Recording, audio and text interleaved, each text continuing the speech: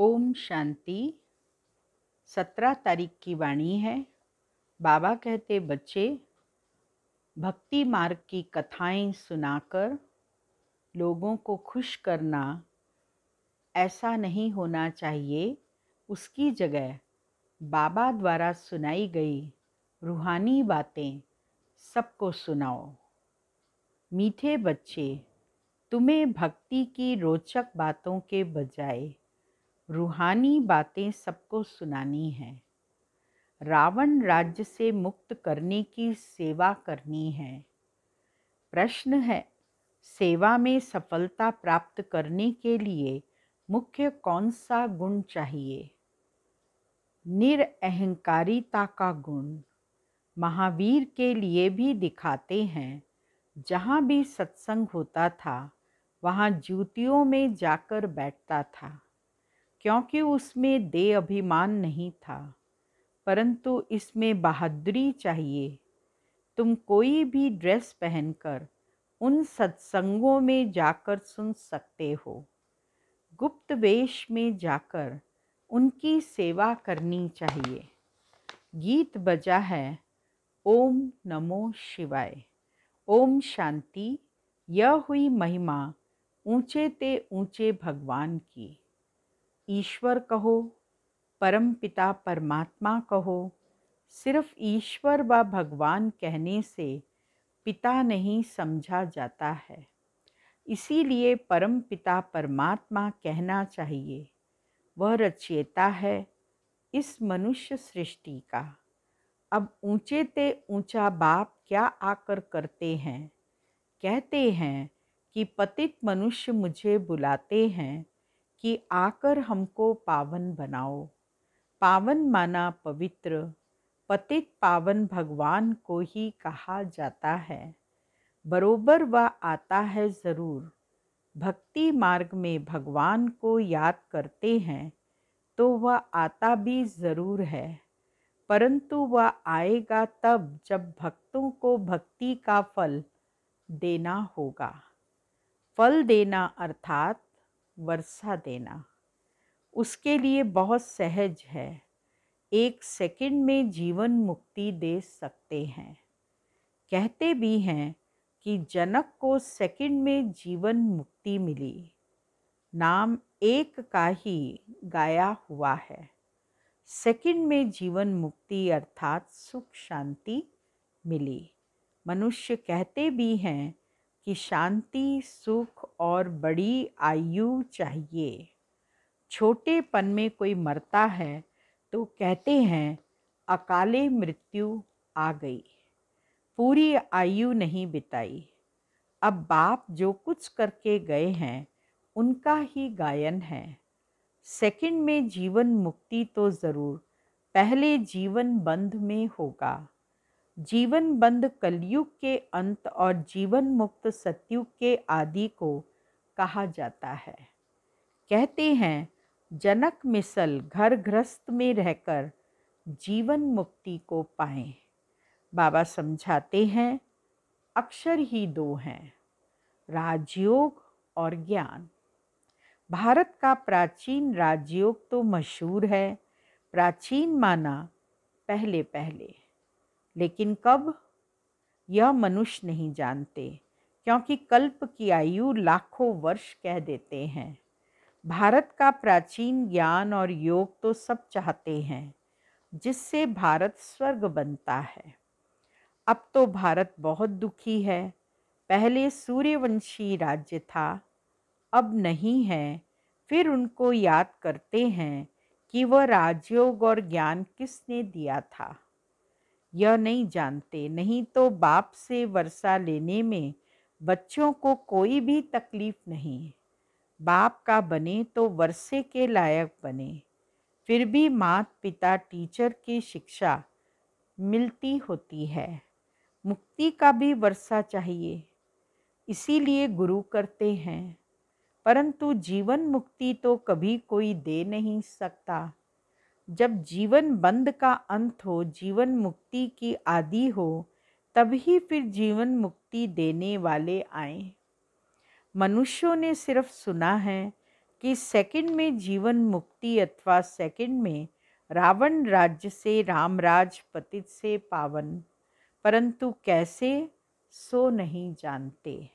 बाप तुम आत्माओं से बातें करते हैं, यह है रूहानी शिक्षा जो सुप्रीम रूह देते हैं। वहाँ तो सब मनुष्य ही शास्त्र आदि पढ़ते हैं, कहते हैं फलाने महात्मा ने यह ज्ञान दिया। यहाँ है प्राचीन राजयोग और ज्ञान जो परमपिता परमात्मा ने दिया था 5000 वर्ष पहले, जिससे तुम सो देवी देवता बने थे। अब प्राय लोप हो गया है। अगर लोप न हो तो सुनाएं कैसे। मनुष्य पतित न बने तो पतित पावन बाप कैसे आए। पतित बनने में 84 जन्म लेने पड़ते हैं। इसका भी सारा विस्तार बाबा समझाते हैं, वर्ण भी समझाते हैं। ब्रह्मा चाहिए तो ब्रह्मा का बाप भी चाहिए। ब्रह्मा विष्णु शंकर इन तीनों का बाप शिव है। अब ब्रह्मा द्वारा बैठ प्राचीन ज्ञान देते हैं, जिससे विष्णुपुरी के मालिक बनेंगे और ब्राह्मण सो देवता बन जाते हैं। ब्राह्मण धर्म वाले मनुष्य से तुम सो देवी देवता धर्म वाले बन रहे हो। तो पहले प्रजापिता ब्रह्मा चाहिए। कृष्ण को तो प्रजापिता नहीं कह सकते हैं, यह तो सब उल्टी बातें बना दी हैं। कृष्ण को इतनी रानियां बच्चे आदि थे, यह है भूल। वास्तव में बच्चे हैं ब्रह्मा को, न कि कृष्ण को। ब्रह्मा ही कृष्ण बनते हैं। बस इस एक जन्म की उथल पाथल से मनुष्यों को मुंझा दिया है। गीता का भगवान कृष्ण को कह शिव को उड़ा दिया है। सब कहते हैं ब्रह्मा को 3 मुख थे, कितने मूंझ गए हैं। शिव रचेता को तो एकदम गुम कर दिया है। रचता ही आकर बताते हैं कि हम कैसे देवी देवता धर्म की रचना रचते हैं। ऐसे नहीं परमात्मा सृष्टि कैसे रचते हैं। परम पिता परमात्मा को बुलाते ही हैं कि हे पतित पावन, आकर हम पतितों को पावन बनाओ। दुनिया को यह मालूम ही नहीं कि इस समय रावण का राज्य चल रहा है। रावण की बड़ी बड़ी कथाएं बैठ सुनाते हैं। इसको कहा जाता है भक्ति की रोचक बातें, और यह है रूहानी बातें। इस समय सब सीताएं अथवा भक्तियां रावण की कैद में हैं और रावण राज्य में बहुत दुखी हैं। अब सबको रावण राज से मुक्त कराना है। अब बाप आया है, कहते हैं बच्चे तुम्हारे 84 जन्म अब पूरे हुए, अब वापस चलना है। मुझे ही बुलाते थे कि दुख हरता सुख करता आ जाओ, यह मेरा ही नाम है। कलयुग में है अपार दुख, सतयुग में है अपार सुख। फिर से तुमको सुख का वर्षा दिलाने अर्थ, फिर से तुम्हें राजयोग और ज्ञान सिखला रहा हूँ। यह पुरानी दुनिया विनाश हो जाएगी। मनुष्य तो विनाश से बहुत डरते हैं, समझते हैं यह आपस में लड़े ही नहीं तो शांति हो जाए। फिर इतने अनेक धर्मों में शांति कैसे होगी। बाबा समझाते हैं यह इतने सब धर्म जो अब हैं वह पहले नहीं थे। जब एक ही धर्म था तब बरोबर सुख शांति का राज्य था। अब सब मांगते हैं मन को शांति कैसे मिले। अरे मन क्या चीज़ है, पहले इनको तो समझो। आत्मा में ही मन बुद्धि है। मनुष्य की जबान बोलती है, आँख देखती है, टोटल मिलाकर कहते हैं मनुष्य दुखी है।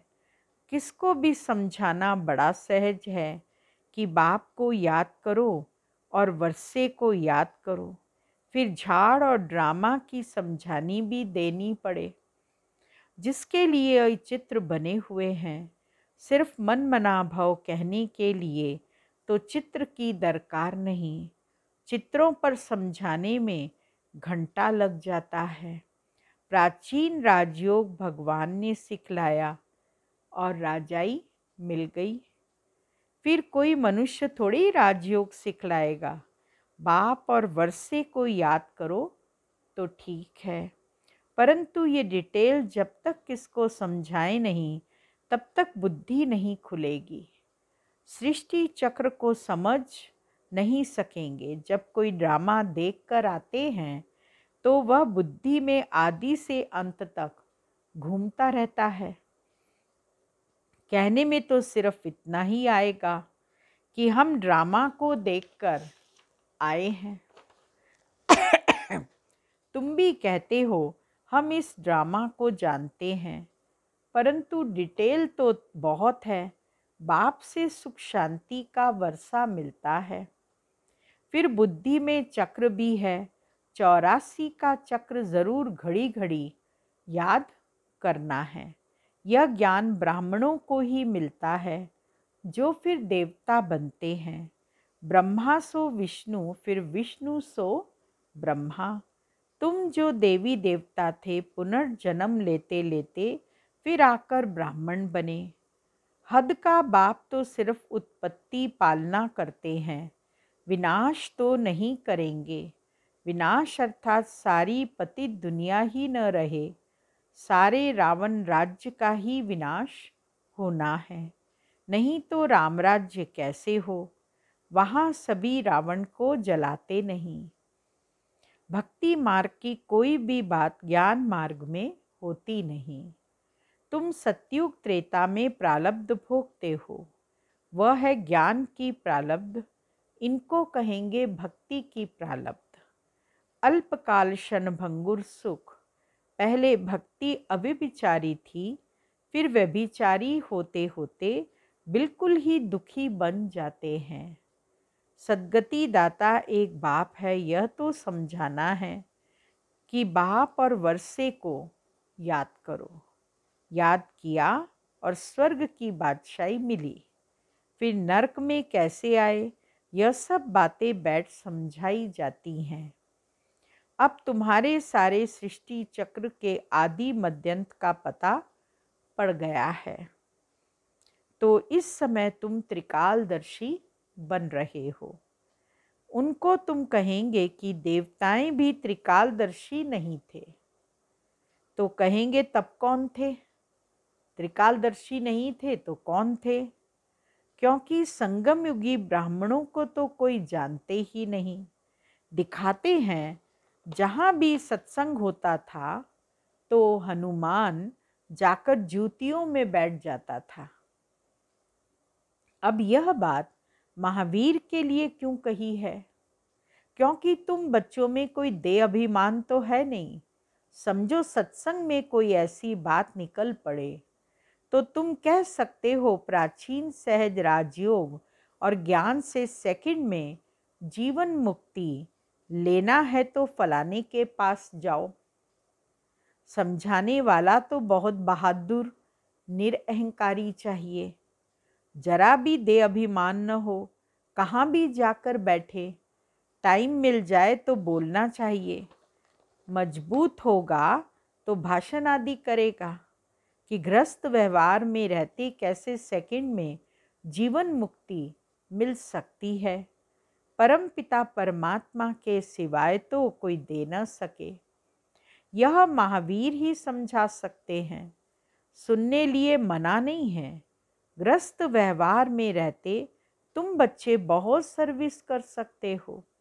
बोलो राजयोग सीखना हो तो ब्रह्मा कुमारियों के पास जाओ, आगे चलकर तुम्हारा नाम बाला हो जाएगा, मेजॉरिटी हो जाएगी। अभी तो थोड़े हैं, भगाने का नाम भी बहुत है। कृष्ण ने भगाया, अरे भगाने की तो कोई बात नहीं। टीचर कब पढ़ाने के लिए भगाते हैं क्या? सर्विस करने वालों को तो बहुत विचार सागर मंथन करना है और बहुत बहादुर बनना है। अच्छा, मीठे मीठे सिकिलदे बच्चों प्रति मात पिता बाप दादा का याद प्यार गुड मॉर्निंग। रूहानी बाप की रूहानी बच्चों को नमस्ते और रूहानी बच्चों की रूहानी बाबा को याद प्यार गुड मॉर्निंग नमस्ते। मुख्य सार है पहला पॉइंट, सभी भक्ति रूपी सीताओं को रावण की कैद से छुड़ाना है। सेकंड में मुक्ति जीवन मुक्ति की राह दिखानी है। दूसरा पॉइंट है बाप और वर्षे को याद करना है, दे अभिमान छोड़ महावीर बन सेवा करनी है। विचार सागर मंथन कर सेवा की नई नई युक्तियां निकालनी हैं। वरदान है नथिंग न्यू की युक्ति द्वारा हर परिस्थिति में मौज की स्थिति का अनुभव करने वाले सदा अचल अडोल भव। ब्राह्मण अर्थात सदा मौज की स्थिति में रहने वाले, दिल में सदा स्वतः यही गीत बजता रहे, वाह बाबा और वाह मेरा भाग्य। दुनिया की किसी भी हलचल वाली परिस्थिति में आश्चर्य नहीं, फुल स्टॉप, कुछ भी हो जाए, लेकिन आपके लिए नथिंग न्यू, कोई नई बात नहीं है। इतनी अंदर में अचल स्थिति हो, क्या क्यों में मन मूंझे नहीं, तब कहेंगे अचल अडोल आत्माएं। स्लोगन, वृत्ति में शुभ भावना हो, शुभ कामना हो तो शुभ वाइब्रेशन फैलते रहेंगे। अनमोल ज्ञान रत्न दादियों की पुरानी डायरी से। अब तुम्हें दैवी गुणों की धारणा करनी है। धैर्यवत गुण की धारणा भी निश्चय से होती है और साक्षीपन की अवस्था में ही खुशी है। इस धारणा से ही परमात्मा आपे ही 1000 कदम आगे प्रख्यात होता है। बाबा कहता है कि तुम सूक्ष्म में 2 कदम नज़दीक आओ तो मैं स्थूल में अनेक कदम उठाकर सामने आऊँगा। ज्ञान ही है स्व लक्ष्य में स्थित रहना। स्व में स्थित रहने से ही परमात्मा स्वयं आगे आएगा।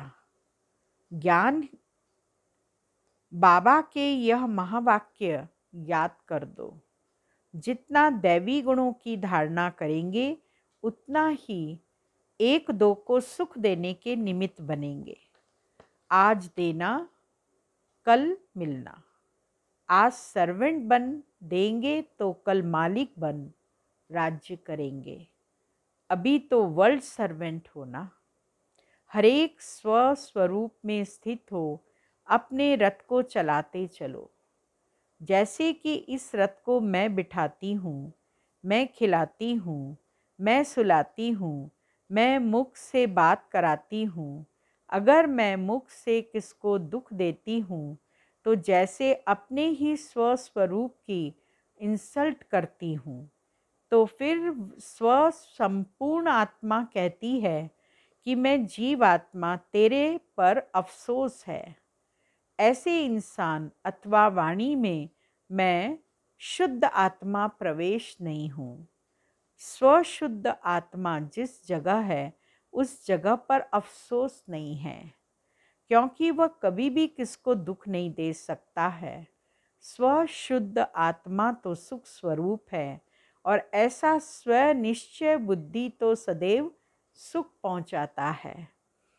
वह साक्षात मेरा स्वरूप है और जो अपने को स्व आत्मा निश्चय करते भी अन्य को दुख देता है वह तो सिर्फ कहलाने वाला पंडित है, उसका असर दूसरों पर नहीं हो सकता। अच्छा, ओम शांति।